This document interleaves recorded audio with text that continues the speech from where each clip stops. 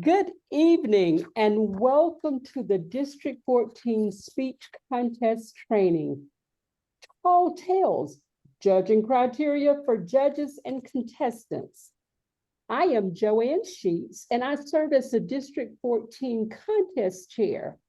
Please help me also welcome the contest team members. DTM Debbie Thompson, Teresa Middleton, DTM JD Dirk Schneider, DTM Barbara Laracy, DTM Linda Rogers, Trina Mackey, and Denise James. We're so glad that all of you are a part of this training tonight.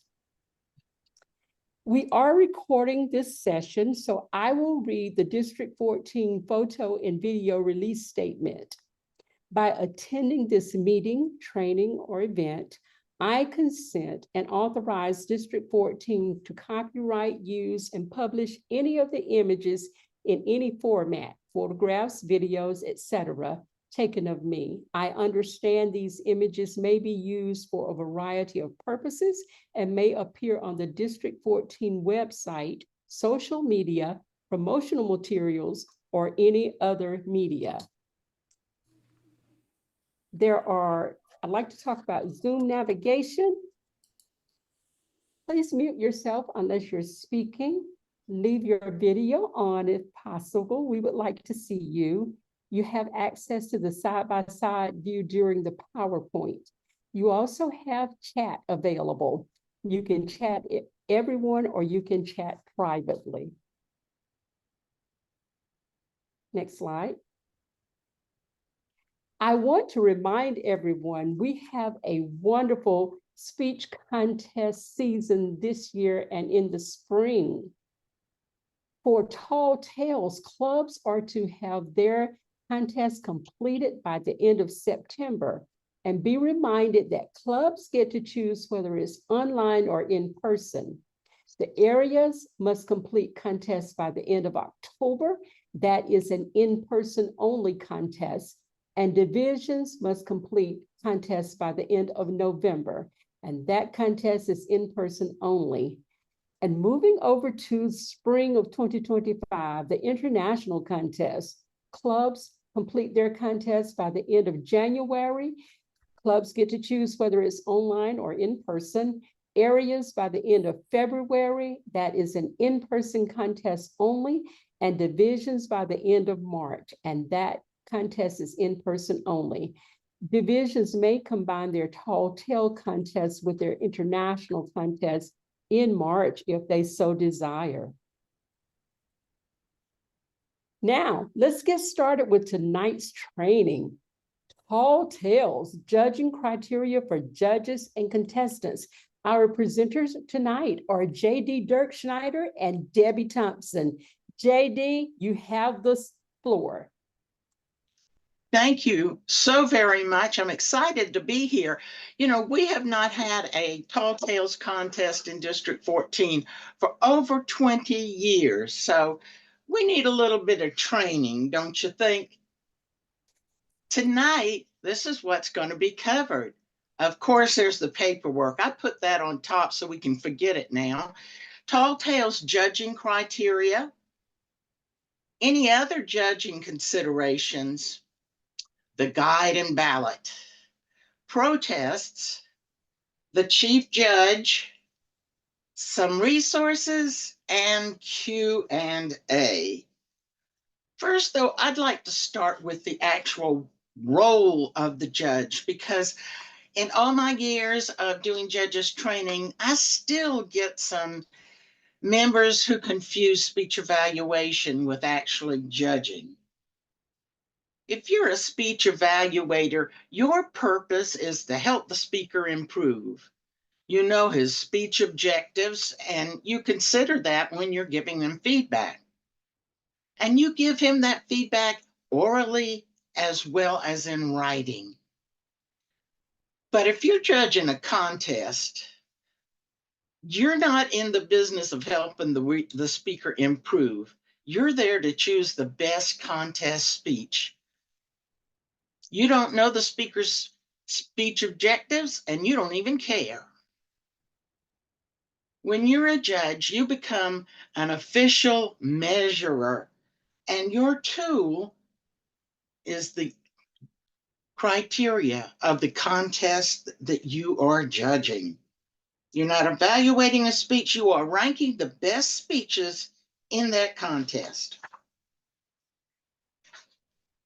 Now, each judge has to submit a certification of eligibility and code of ethics. I want you to pay attention to the code of ethics that's on the left side. I'm not going to go through them all because I know you can read, but I do want to point out that your personal feelings cannot interfere with your objectivity.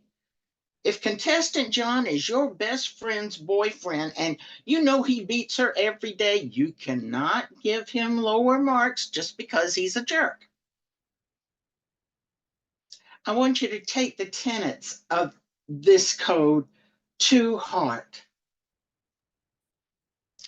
Now, there are eligibility requirements. Again, you can read it, but I do want to call your attention that there is an eligibility requirement for the upcoming international contest that you don't have to meet for tall tales.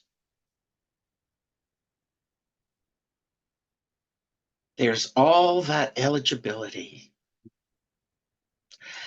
I thought it would be fun to take a look at the criteria for the three contests that are the most similar. And you can see International Humorous and Table Topics contests share a lot of the same criterion, just different weights. And then along comes Tall Tales, very much different. Even, well, look at that delivery category in Tall Tales. That counts for 55% of the total points. And it doesn't even have a speech value to it. I want to just acquaint you with the judge's guide and ballot. Now, this is where you keep score of each contestant.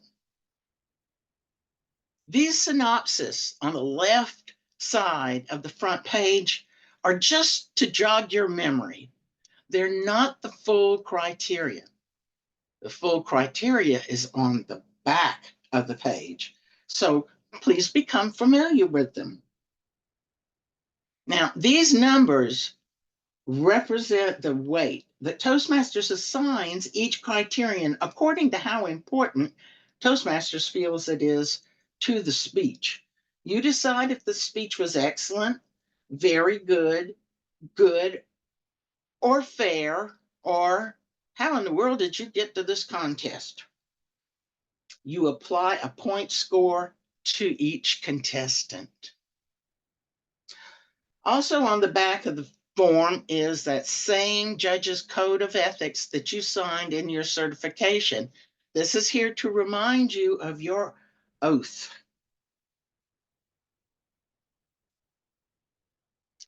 At the bottom of the page, in any of our forms, Toastmasters includes the revision date.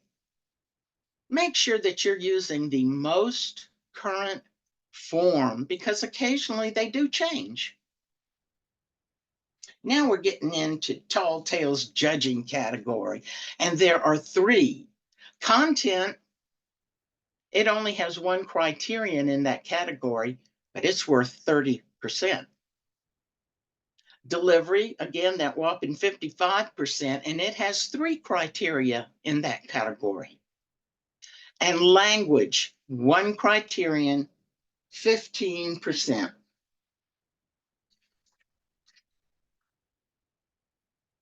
Let's look at content. This one criterion in the content category is speech development, and it is worth a whole 30%. Now, this is the way the speaker puts his ideas together. Listen, as Toastmasters, if you've been a member for more than a couple of days, you know that speech development is an attention-grabbing opening, a fully developed and logically organized middle, and a stunning conclusion that makes everybody go, wow, that was a great speech. In the delivery category, we have speech techniques for 25%, physical for 15%, and voice for 15%. Let's look at speech techniques. This is 1/4 of the total score. This refers to the use of various tall tale skills such as exaggeration, irony, pun, humor, and that surprise twist. Now, these techniques, it says, are the essence of the tall tale, and they must be skillfully incorporated into the tale. Now, I call your attention to that quote, various tall tale skills such as exaggeration, irony, pun, humor, and surprise twist. Does that mean all of these elements have to be in the speech? Absolutely not. I do want to give examples of them, though. They're called literary devices, and friends and neighbors, there's more than 5 of them in the world. There's more than a dozen literary devices that are commonly used to put forth and advance a story. There's exaggeration. Now, exaggeration example is, her hair was so long. How long was it? Her hair was so long that when she was a kid, they'd use it as a jump rope. Double Dutch jump rope. Then there's irony. After my doctor emphasized that I need to quit smoking, he joined me outside for a cigarette. Then we've got puns. Now, that's a figure of speech that can be taken 2 ways, and you'll find puns in a lot of dad jokes. This just in, a short psychic has broken out of the county jail. Be on the lookout for a small medium at large. Ba-dum-bum. Now, you know about humor and that surprise twist that we all love, but these are only 5 of the more than a dozen that are available to you, such as alliteration. Those judges jibed at the juke joint on Juno. Metaphors. My dog is a real night owl. Analogy. Life is like a box of chocolates. You never know what you're going to get. If the contestant does not use all of the ones that are in our speech criteria, that's okay. But you just grade him on the ones that he used. And if he doesn't use a lot of them, don't give him a high score. Second delivery category of the tall tales is delivery. And the physical is the second criterion. That's the way the speaker moves it into his heart, his imagination, into your head. He needs to effectively communicate his thoughts. The speaker's appearance should reinforce the story. Now, that means he can wear just about anything he wants, okay? So if he's not in a business suit, please don't take points away from him. Body language should support the story through gestures, expressions, and body positions. Okay? She may have wildly body. I can't talk tonight. I'm sorry. She can just use her body wildly, exaggerating all of the moves. She can position herself around the stage. She can use outrageous facial expressions. Just about anything goes to make this tall tale stand out in the crowd. The last criterion in the delivery category is voice. Now, we know that your voice is part of the communication process. We say that a good voice should vary its pitch, its rate, and its volume. And it can be clearly heard, and the words are easily understood. The last tall tales judging category is language. And again, this is one with only one criterion. That's appropriateness for the whole manana, 15 points. This is the choice of words. Do they support the story?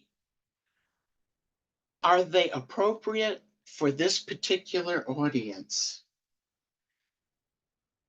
Your language should make it clear what you're trying to say so the audience doesn't have to strain their brains to figure it out.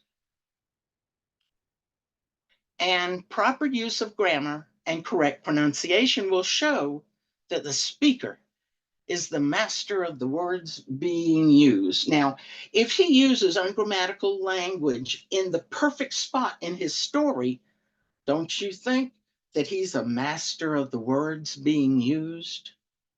If he uses ungrammatical language in the perfect spot in the story, give him props for it. Is there anything else that you need to think about before you choose your winners? Oh, yeah. The designated speaking area. You won't find this on the judges form. It's not one of the criteria, but it is in the rule book that each speaker shall speak from the same area or platform. So you will be told, or the judges will be told, what is that designated speaking area? The chief judge and the contest chair will determine that before the meeting begins. If a speaker puts a toe just across the boundary of the designated speaking area, you might choose to ignore it. If he puts his whole foot outside the speaking area, keep looking at him closely. And if he goes out in the audience and starts caressing somebody's head, you need to start deducting some points. How about contestants' use of notes? I have a very strong opinion about this. We can talk about that later. But I do want you to know that this is a good way of breaking ties. If you have two contestants that you can't determine which one you think is the better speaker, one of them used notes and the other one didn't, I would say give that ranking to the one who did not use notes.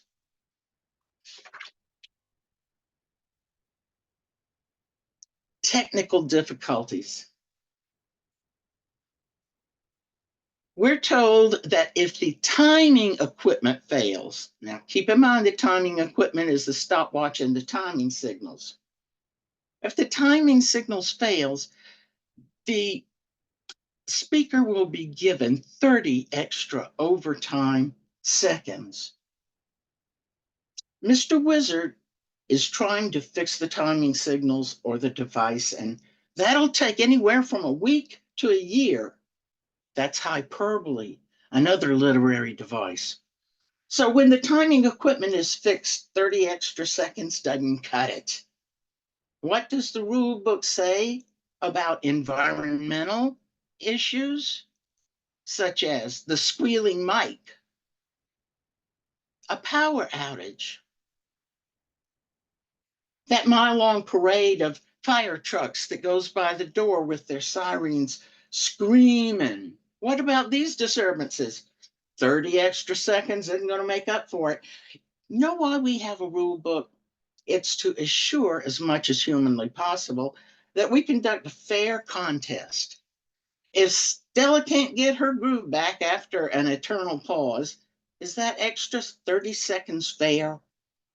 If she faced environmental issues with no compensation, Is that fair when other contestants don't contend with those issues? Now, I'm going to tell you a truth that is punishable by excommunication. The rule book strives for fairness, but this rule is a definite miss. In the sacred name of fairness, I believe that districts are on firm ground if they decide that the contestant may start all over if the presentation must be paused for any reason beyond the contestant's control. Now, if any of these situations occurred and your district has not pulled the fairness trigger, how does that affect you? If Stella is the affected contestant, is there anything you can do to make it fair? It's hard to accept that, ladies and gentlemen, but you must judge Stella on what, if anything, you heard of her speech. And after the contest, you write your congressman and complain about this so we can get this revised. Okay, hold on for a second while I step down from my soapbox. Thank y'all for listening. Do come back. Okay, all of the contestants have presented, and now you have to convert the scores on your judge's guide to the judge's official ballot. Let's talk about this magical instrument which holds people's lives in its hand. That's an anthropomorphism, another literary device. Voting judges will rate their top 3 contestants. There's usually someone in my class that says, well, what if there are fewer than 3 speakers? I look at them for a long time. Our tie-breaking judges have to rank all of the contestants. Story time, boys and girls. Notice that there are 10 lines on the tie-breaking judge's ballot. Back in the district contest of 2013, we had an absolutely glorious contest tie-breaking judge, Adrienne Dunnock. She passed just recently. I miss her. Now, this was the year right before District 14 split, and we had 12 divisions. So there were 12 contestants. And Miss Dunnock had to rank them all. It was a very, very long night. It only happens in a district contest, but it can happen. Uh-oh. There are 2 or more that you've scored literally identically. You can't decide who to give the highest ranking to. Well, since no line can have more than one name, and the same name can't appear on more than one line, you'll have to break your own tie. How? Well, here's what I do. First, I go back to my notes and see if I can tell which contestant most closely met the criteria. If that doesn't break my tie, I ask myself which contestant is more likely to win at the next level. And if that doesn't break my tie, here's the deciding factor. I mentally scrutinize their physical appearance, and dang it all, if Mary sure didn't have the most stylish shoes, voila, tie broken. Now, you're filling out your ballot. You've handed it in to the ballot counter. Is it valid? The chief judge can stamp your ballot invalid if it's missing any of these 3 components: correct number of contestants, your signature, and your printed name, only because some of you are doctors and we can't read your signature. So a ballot counter has picked up your envelope ballot and has taken it to the ballot room. Shortly thereafter, the chief judge hustles back into the contest room, rushes up to you all out of breath and whispers, "Here, quick, sign your ballot so it can be counted." What do you do? What do you do? This is what you do. You turn to the chief judge and calmly say, "I'm terribly sorry, old bean, but I can't do that. As you know, I signed the judge's certification of eligibility and code of ethics, by which I vow to support by word and deed the contest rules. I'm terribly sorry for submitting an incomplete ballot, but I won't compound my error by going against my sworn oath." I expect you to memorize that and use it when it's necessary. About confidentiality, the only people who know how you scored are the chief judge and the ballot counters. That's all. What do you do with the guide portion of your ballot? You know, that's what was left over when you turned in the actual ballot. That's yours. I encourage you that after the contest, wad up that judge's guide and eat the evidence. That makes sense to me. This is the fun part now. We're going to take a brief look at protests. Now, protests are lodged only by the voting judges and or the contestants. They're lodged with the contest chair and or the master and or the chief judge. And they must be lodged before the winners are announced. Now, I'm here to tell you that that can be 2 seconds before the winners are announced. Let me give you a scenario. Contestant Shaquille has presented.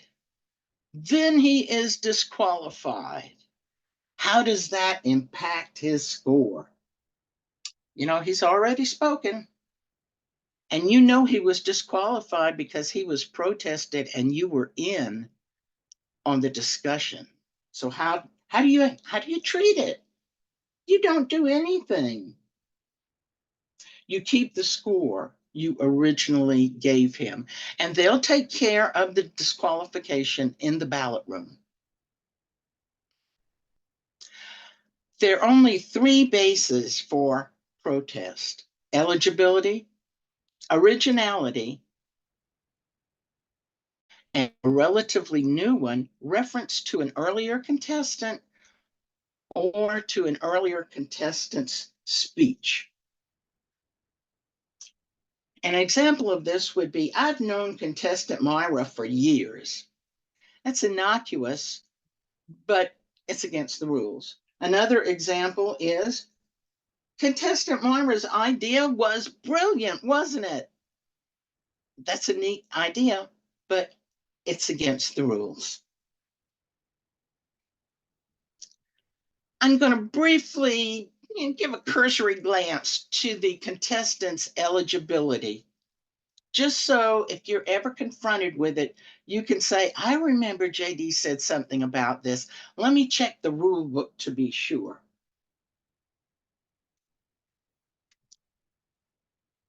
The contestant must be a member in good standing of a club in good standing. Educational requirement for international contest must be met.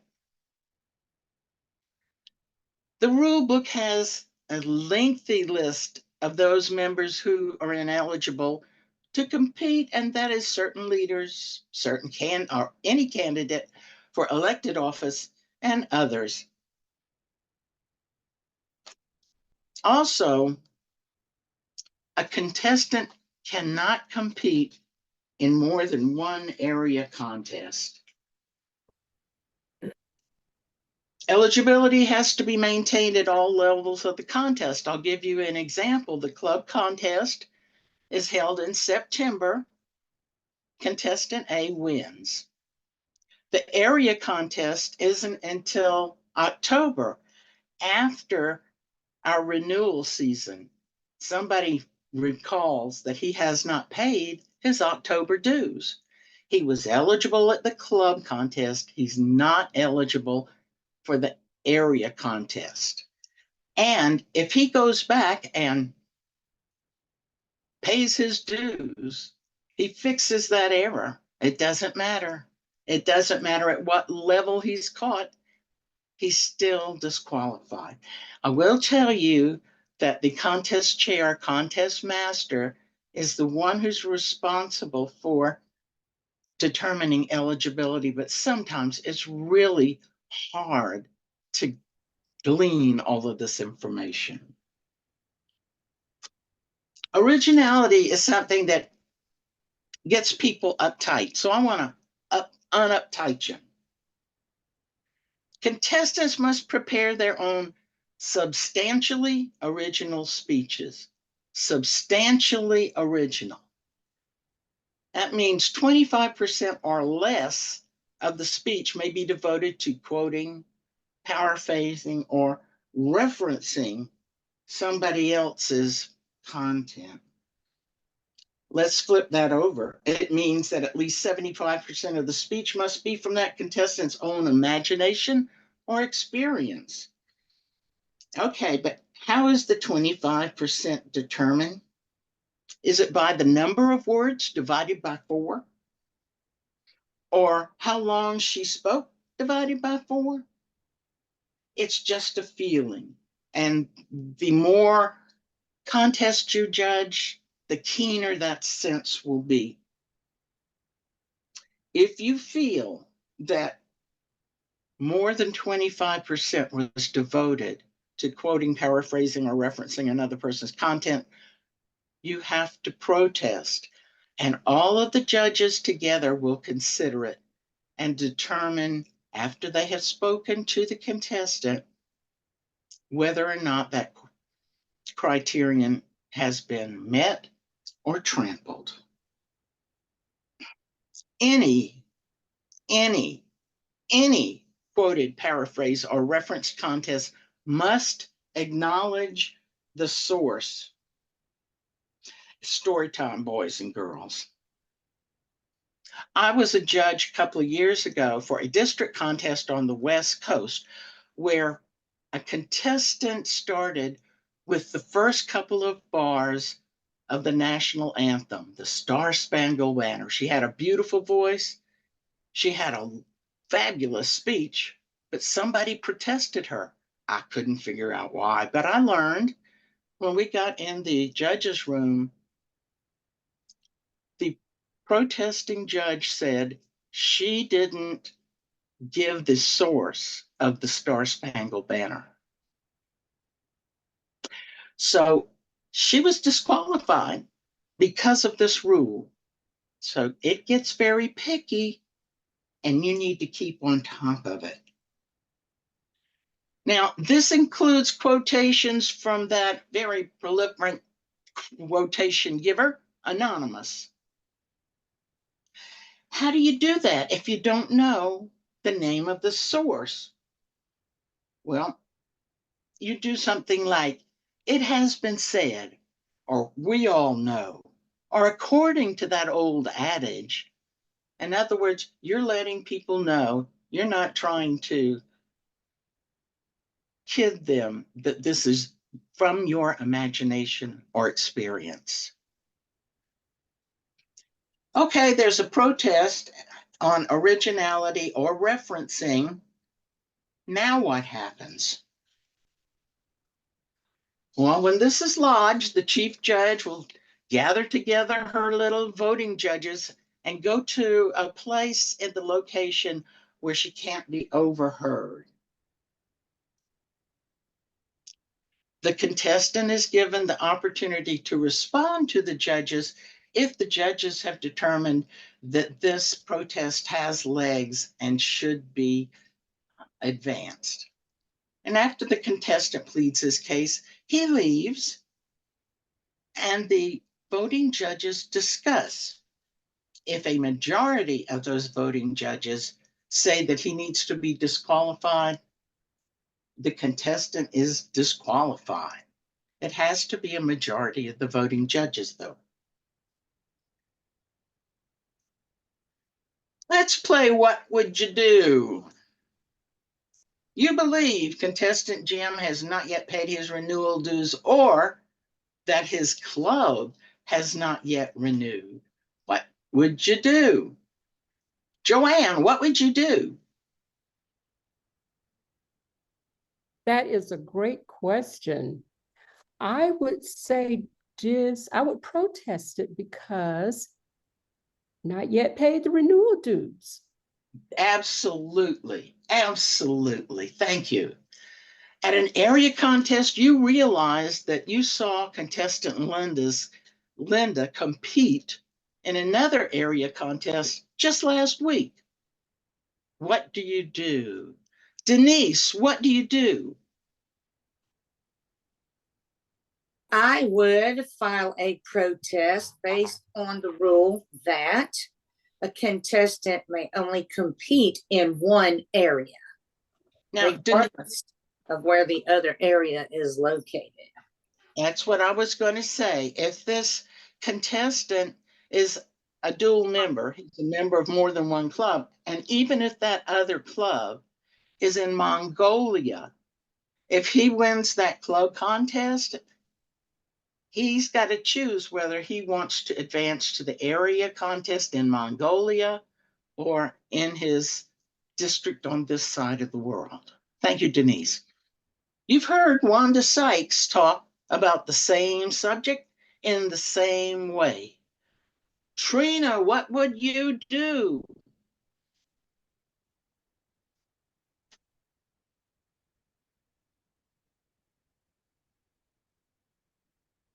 And I'm going to use the word of the day. Unmute yourself. Thank you. I don't know why you can't hear me when I'm on mute, but it truly depends on her delivery. Did she deliver it better than Wanda Sykes? But regardless, I would be compelled to protest based on the lack of originality. Very good, thank you. And particularly, he can refer to Wanda Sykes, but if he doesn't attribute that 25% to Wanda Sykes, you're right, he should be protested.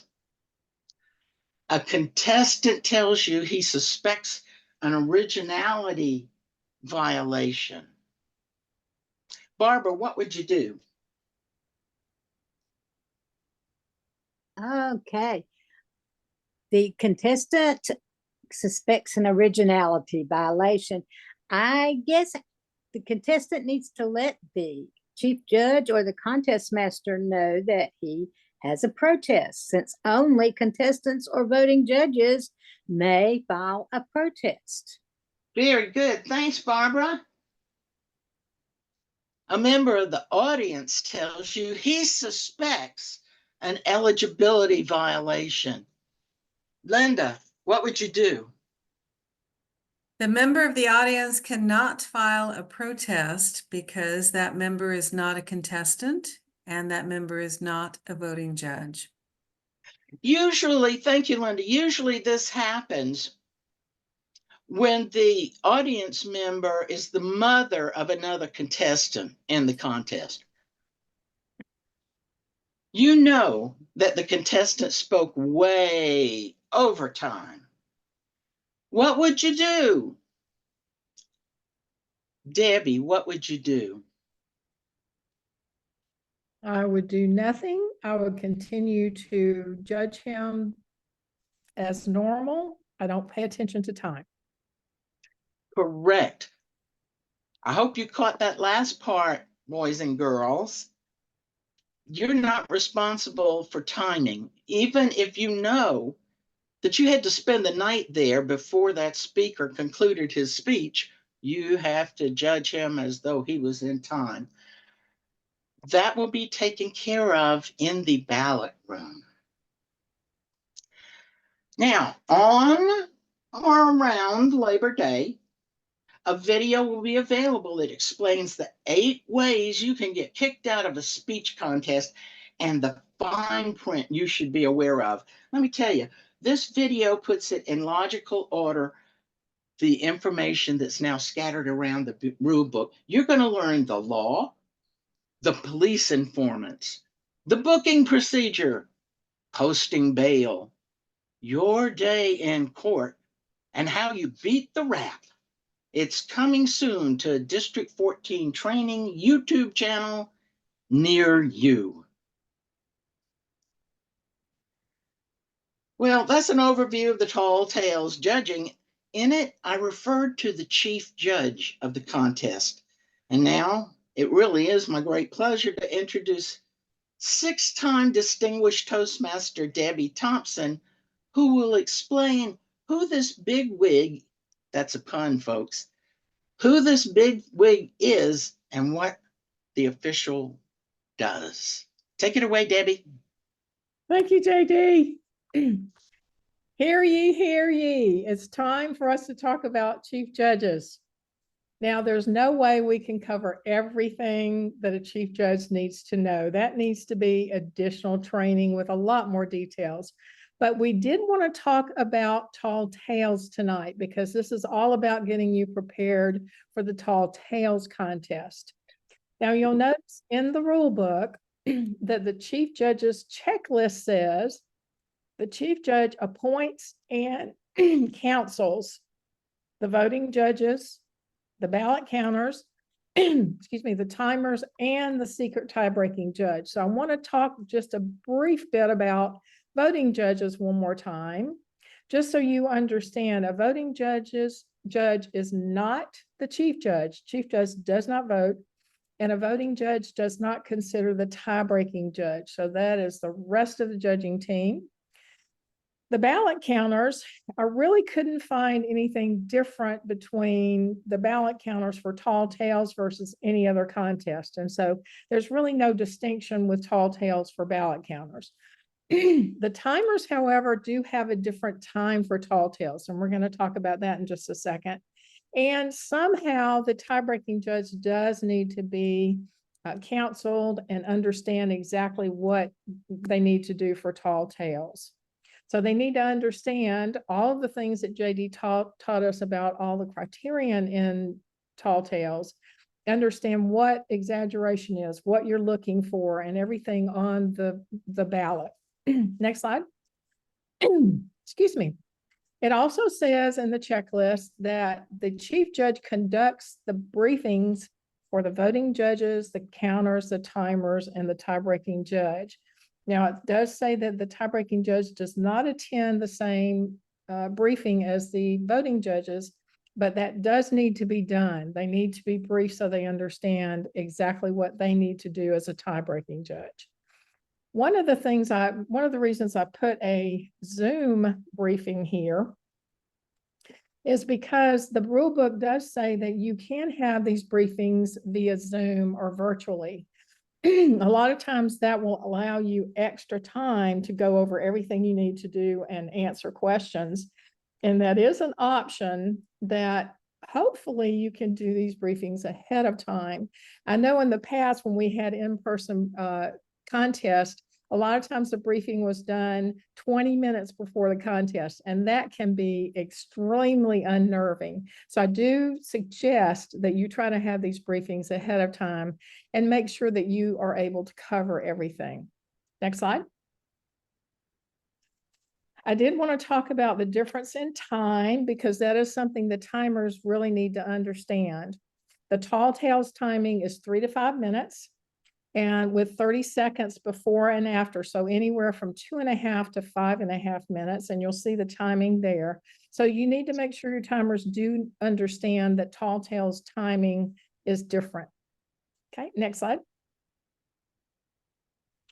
Also on the judge's checklist is just determining a method of communication between the contest master, contest chair, and the chief judge, so that if the contest needs to be paused for whatever reason, you can make that a smooth process. It may be a protest, but it might be something else that causes the contest to have to be paused. That communication between the two is key. Next slide. All right, it's quiz time.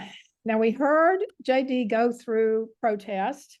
I just want to go back through and talk about it just a little bit more because it is very important. And hopefully you will not have a protest that you have to deal with. But if you do, we want to be prepared for that. Next slide.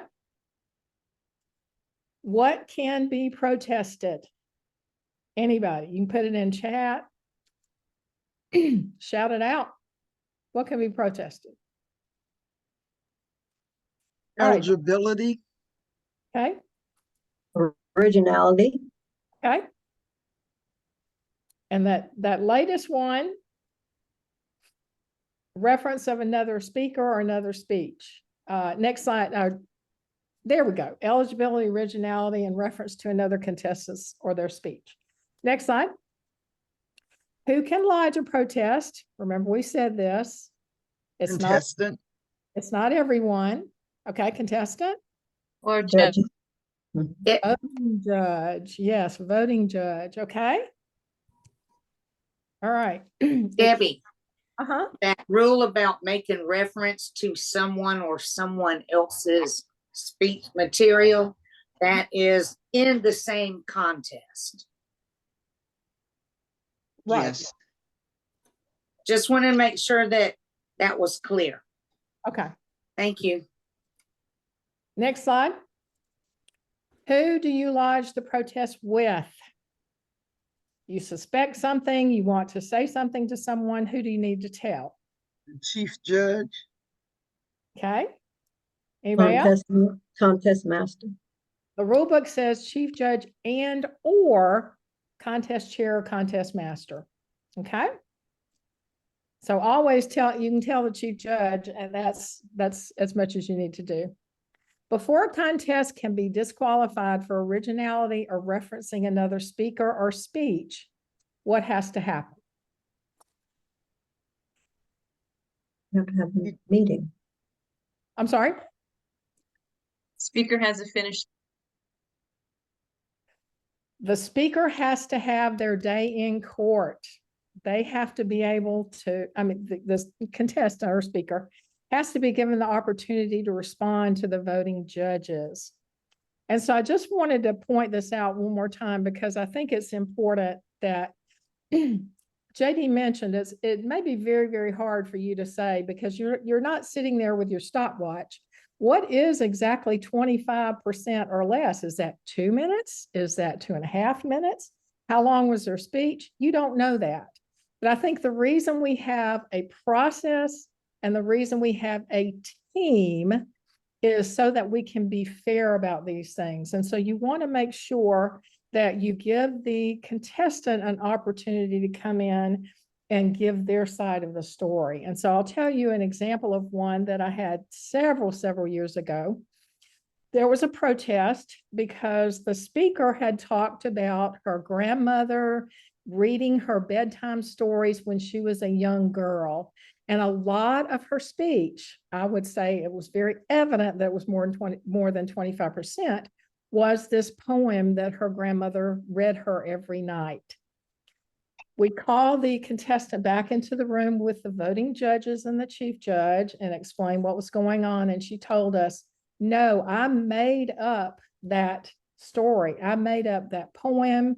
That was all original. She said, I just said that my grandmother read it from a book because I wanted to emphasize that and to bring back memories for people. And so we realized it was totally original. Everything was original and she was not disqualified.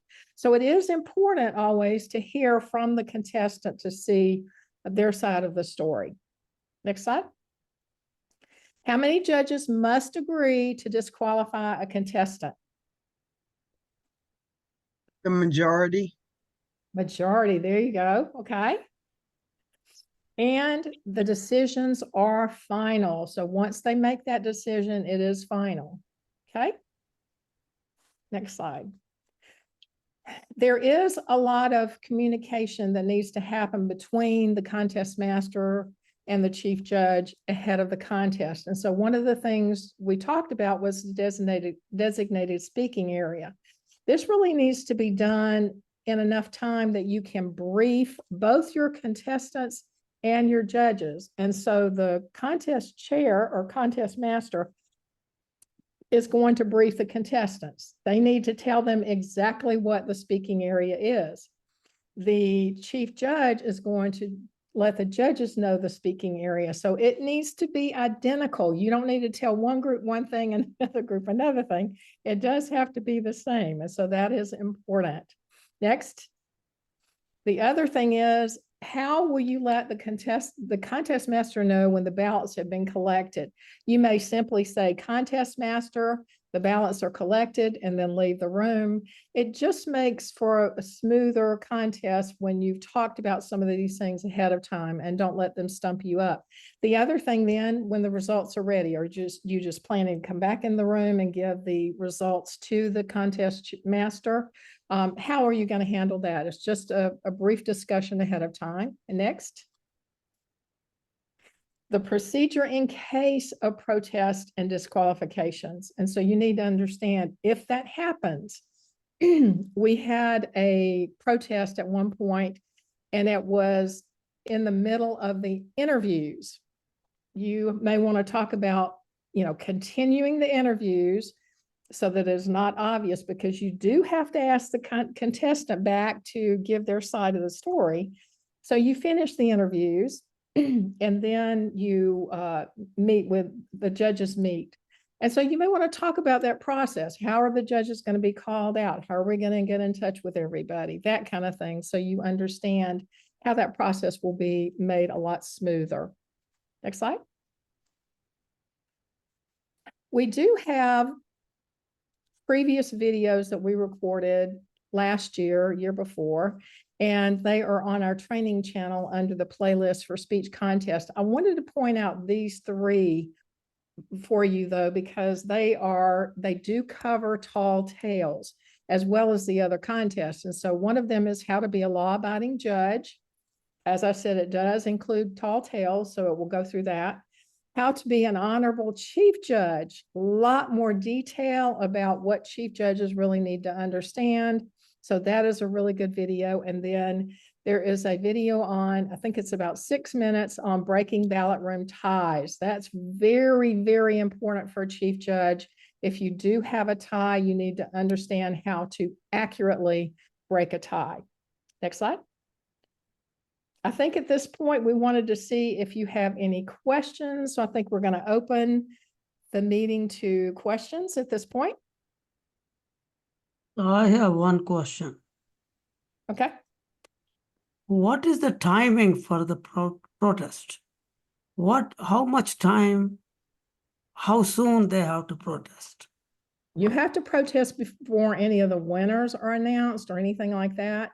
There's no set time that they have to deliberate, though. That it may take a while. And so as a contest master, we've always said you may need to be prepared in case you have a contest, that you have some filler information, or you have some additional information that you can go through, or you may want to take a break. There's no set time on how long it may take them to make that determination. Does that answer? I was wondering, because the chief judge leaves with the ballots, or the counter leaves the ballots. Do they have to protest before that, or after they left, they got to chase them someplace, or chase the contest master and protest? I would protest as soon as possible, because you don't want the process to get away from you and them to make a decision and nobody heard the protest.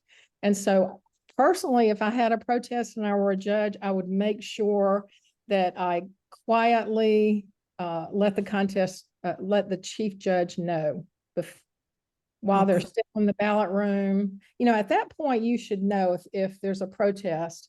And that's another thing the chief judge can do in the briefing. How are you going to let the chief judge know that you have a protest? Are you going to write it on your ballot? Are you going to, come up and tell them before they go into the ballot room? You can have that discussion and see how you want to handle those, but definitely as soon as possible, because you don't want everything to go too fast and then they've made a decision and nobody heard the protest. And so I would just let the chief judge know, or you can let the contest master know. Okay. Debbie, and I just wanted to add that as far as, remember, with the protest, another contestant or one of the voting judges can make that protest, correct? Correct. If I were a contestant, and let me also point out, when we brief contestants before the contest, the chief judge is not an anonymous position. Anybody can know who the chief judge is. The voting judges, on the other hand, are kept anonymous. If I heard Jane Doe in her speech, give her delivery and take part of my speech into hers, as soon as she finished speaking, I'm going straight to that chief judge to make that protest. I'm not going to wait until it's gone to the ballot room. Therefore, situation handled much more efficient.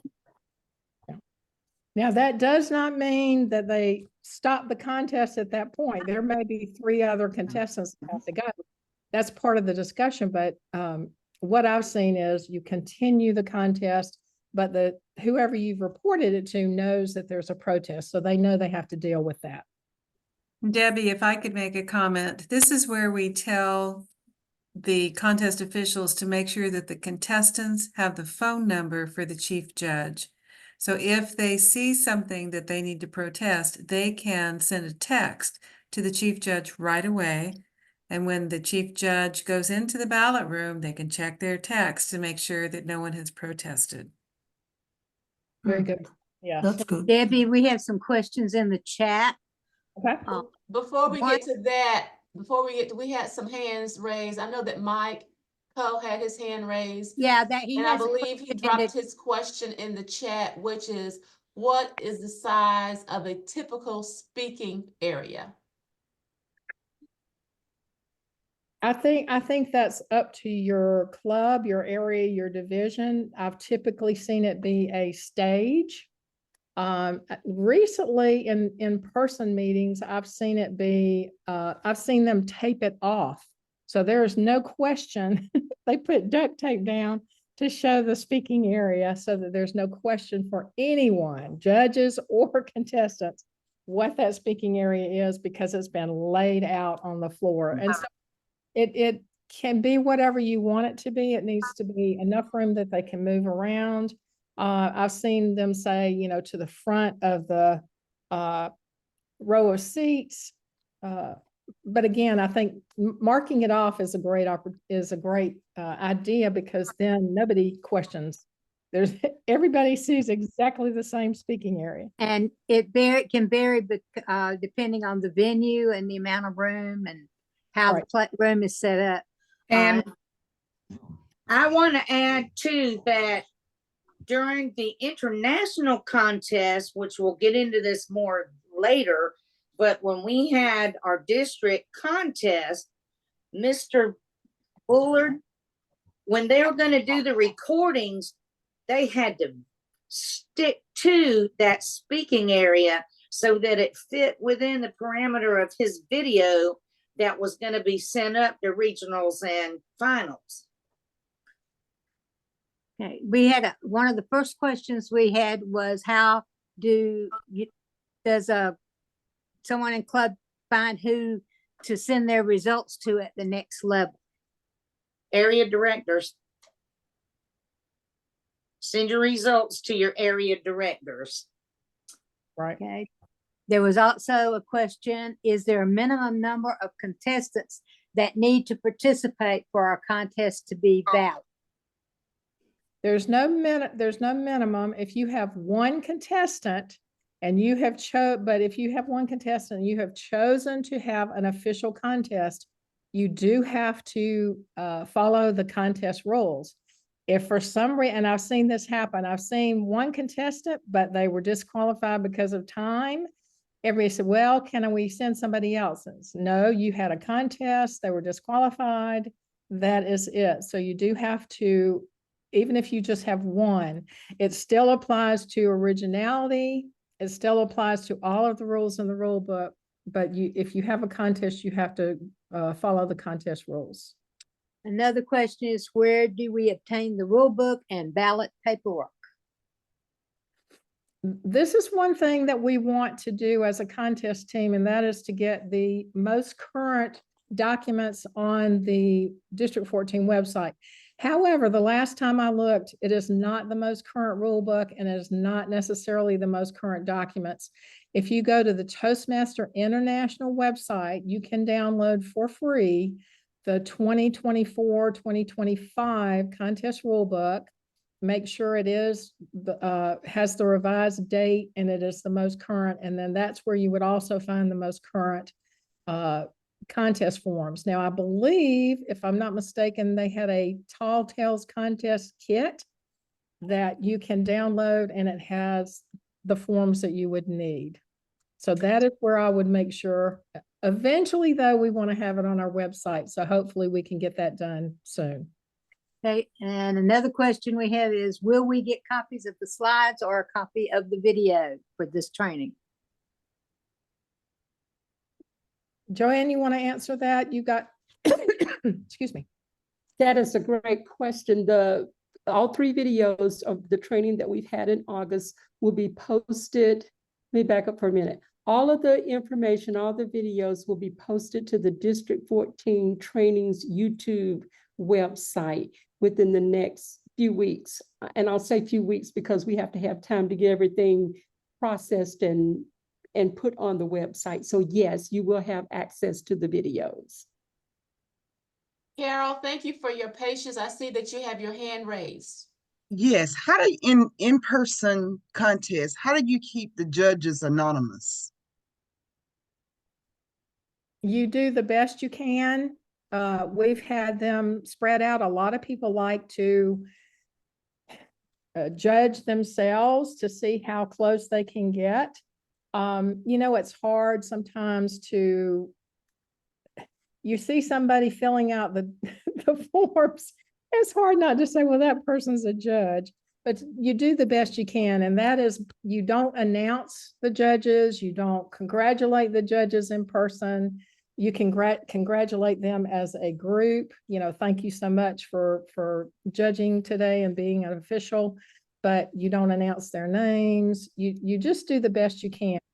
I think the only thing the rule book says is you may want to have the judges sit close to the front where they can make sure they can hear the speakers, but there's nothing that says where they sit, things like that. You just have to follow discretion. And you may want to tell your judges when they get their ballots not to stand up and wave them around because that's a giveaway.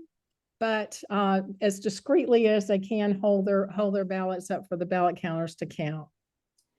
There are a couple questions that I hear coming through the chat. First Yes, of all, I've got them here. I'm going to answer them. There's no evaluator needed in a speech contest.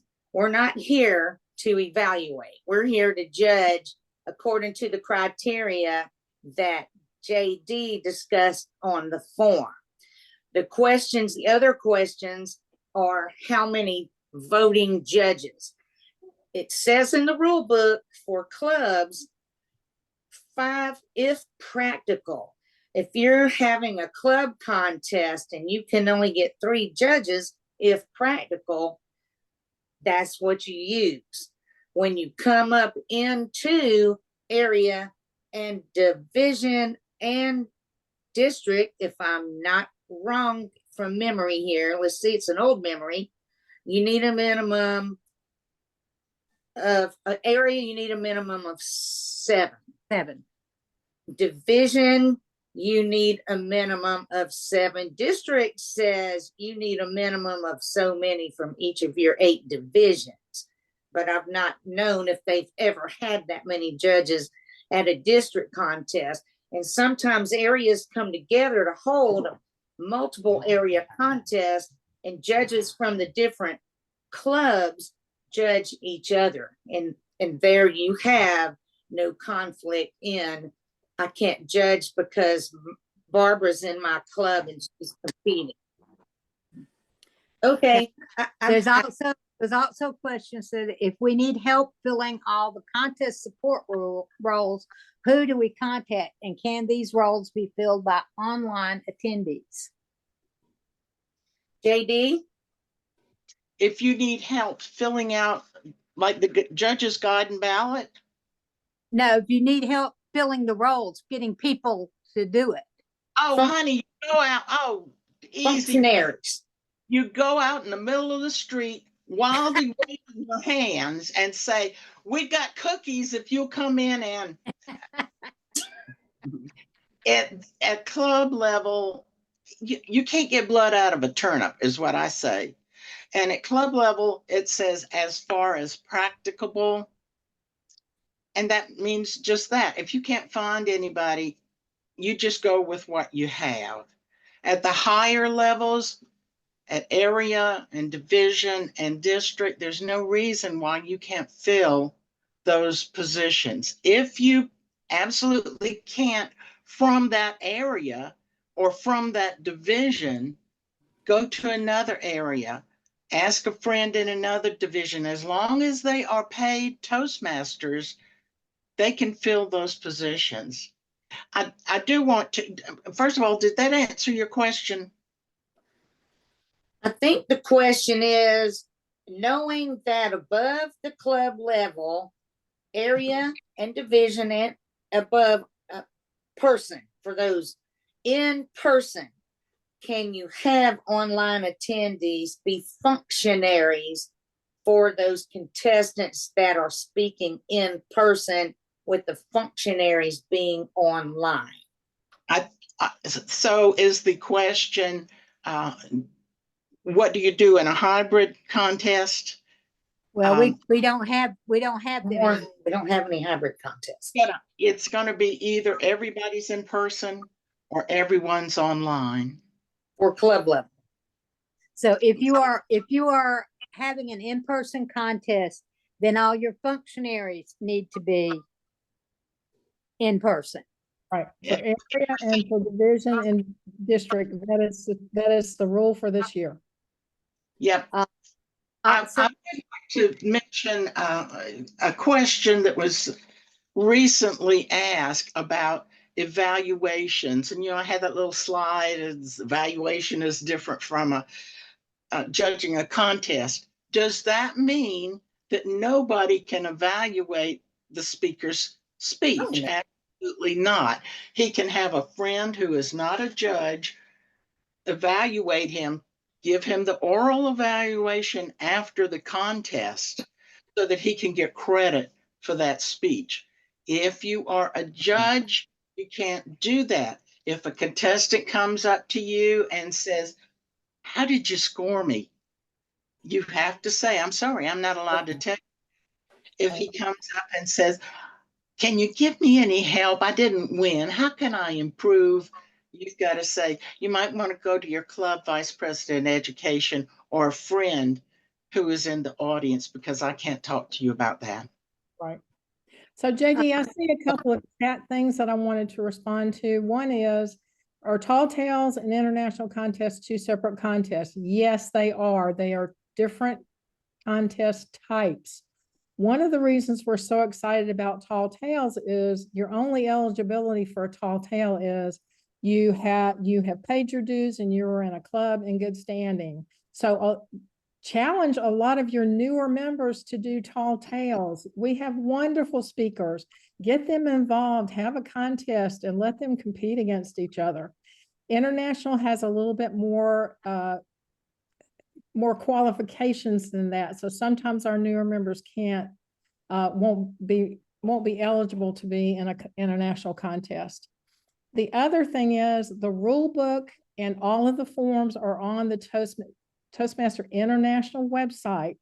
The rule book is there as well. So if that's where you get your forms, they will be the most accurate. The other question I saw is, do you have to have a contest master? Do you have to have a chief judge? There is, in the rule book, there are very specific rules about how many officials you need. You must have a contest chair, but you can have a chair and have somebody else be your contest master. Sometimes you'll see an area director is the contest chair, and then they get somebody to be the contest Toastmaster, and that's a separate person. But you always have a chief judge, because you never know what issues you may have, if you may have protest. And I would say you always have a tiebreaker judge. We've heard people say, well, we have an odd number of contestants, so we'll never have a tie. That is not true. You can always have a tie. So I would suggest, I always like to try to find, if I can, a senior person to be my tiebreaker judge, because the rule book doesn't tell you what happens if the tiebreaker judge does not fill out a valid ballot. What do you do then? You have a tie, but you can't use your tiebreaker's ballot. So I always try to get somebody who's experienced and somebody that I know will be able to break that tie effectively. But yeah, some of the officials you must have, and then it gives you directions about how many judges you have. Debbie, could you also speak about the fact that at the club level, you don't have to have a contest to actually choose your club contestants? True. The rule book does say that a club can pick a contestant by any means they choose. You do not have to have a contest. You can roll the dice. You can take volunteers. You can nominate somebody when they go to the restroom, but you do have, if you have a contest, you do have to follow the contest rules. But a club can say, we want Jane to go. Jane wants to go. She has a speech ready. There's not going to be a contest. We're sending her, and you can do that. Debbie, I have a good one for you. I'm going to compete in the Tall Tales contest, and lo and behold, I win to go to the district. But then I'm going to compete in the international contest too, and I advance my way up. Can I compete in one on that Friday night, the international on Saturday night? Absolutely. Those are considered two different contest types. Okay, here's another question. Can we have non-contestants and non-judges online watching the contest while the contestant and all the judges are in person? No. Your contest is either all in person or all online. If you have people in person and people online, that is a hybrid contest, and that is not allowed. Denise? Yes. I'd like to piggyback on something that was just covered about clubs having contests or not having contests. Yes, a club can choose its representative to the area contest any way it wants to. The reason I think we're all so big on having club contests is you've picked this person. You've told the next level, the area level, that this is your representative to the area contest. What if something happens and that speaker just can't get to the contest? You cannot go back and say, Sally, Jim can't come. Would you take his place? Nope. No. That's why we need to have club contests. So in case something happens, you have that second place winner, hopefully a third place winner to advance should your number one be unable to get to the area contest. Right. We have a comment is it Jareen Francis? I saw a comment from Yeah, Toastmasters. she's Francis. she wants to have Tall Tales, but feels overwhelmed by all this entails and unsure if she can support her club to execute this successfully. I want to answer that. I heard that. For those of you that don't know, I'm blind, so I hear the questions, everything coming through the chat. Reach out to the team here. We can help you through your division director down, maybe to help you simplify that into ways that that would make it easier for you to not feel so overwhelmed. Thank you. I also heard that we can select a contestant to compete in the area. Like we don't have to have a club contest. So what I'm talking with my e-board about is potentially just having them practice or actually present their tall tale speech to us on our last meeting of September, just as a way for him to prepare um in the area contest. Does that make sense? And is that okay? You can do that, but like JD just said, if for some reason he can't make it to the area contest, y'all can't turn around and send someone else on September 30th when your club president sends the winner to the area director. That's the deadline has passed. You won't be able to choose another person to compete in the area, but you can do that. That is a choice that you can make. Excellent. Thank you so much. And I understand completely. I appreciate y'all. You're welcome. The other thing is there are so many YouTube videos. If you Google winning tall tales district speeches, you can go out and find different examples to give your club members some so they can see it. It's only 3 to 5 minutes, but if they see someone doing it, the props that they use. In fact, in our first video, we showed several YouTube videos of Tall Tales contests. So I think that helps. That helps you understand what the judges are looking for. Thank you. Are there any other questions? Did we answer all the questions that we had in the chat? I think we did, but I want to make sure that we don't overlook anybody. I think we got all the ones that were in the chat.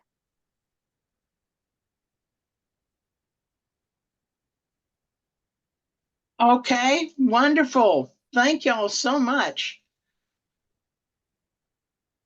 I want to turn this back over to our district contest chair, and that would be Miss Joanne Sheets. Joanne, would you take us home, please?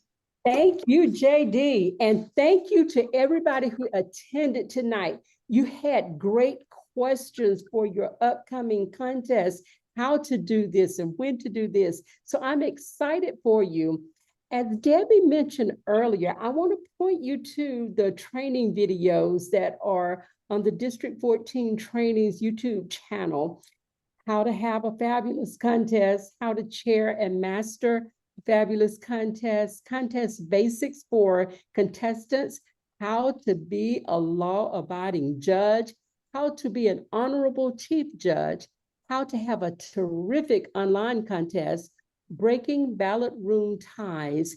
And JD mentioned that a little after Labor Day, check out 8 ways to get kicked out of a speech contest. Everything you need to know about getting kicked out of a Toastmasters International Speech Contest for Dummies. We are so glad to have presented this information to you tonight, and we are glad that you all came. Please reach out to us if you have further questions. And if there are no more questions for tonight, thank you again for attending, and we look forward to an exaggerated, terrific fall contest season. Good night, everybody.